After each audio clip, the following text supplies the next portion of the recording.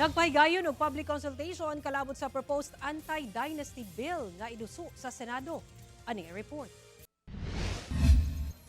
Kauban ang civil society group, business sector ug academe nagpahigayon og public hearing and consultation. Si Senate Committee Chair on Electoral Reforms, Senator Risa Hontiveros, lakip si Senator Francis Kiko Pangilinan. Tumong matud pa sa panagtapok ang pagdetermina sa mga sentimento sa publiko, ilabi na sa pagdetermina sa degree of relationship ug ang posisyon sa ipasa nga anti-dynasty bill. Isang panukalang sumusunod sa konstitusyon, dinig ang concerns ng iba't ibang sektor, inuuna ang kapakanan ng botante at kayang aktwal na ipatupad.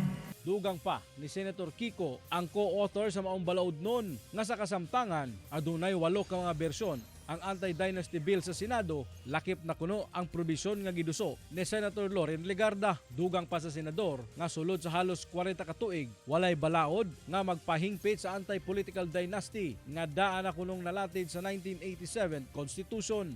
Kung ang prohibition ay up to the second degree, pwedeng regardless of whether you're in the Senate, in the House, Lanao Norte or Maguindanao, as long as you are related in the up to the second degree, then you can be prohibited. Sumala sa Philippine Center for Investigative Journalism o PCIJ na 8 out of 10 seats sa Congress gilingkuran sa usa ka politiko nga nalakip sa usa ka political dynasty. Dugang pa nga taas gihapon ang ihap sa mga political dynasty sa Mindanao, ilabi na sa rehiyon sa BARM. Apan sumala sa COMELEC 10, andam matud pa silang magpatuman sa maong balaod kung mapasa na kini.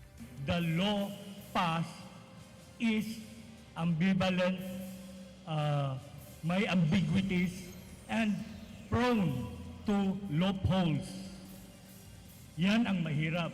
But if the law is ironclad, foolproof, madali lang ma-implement ng COMELEC. Yan ang assurance ng COMELEC.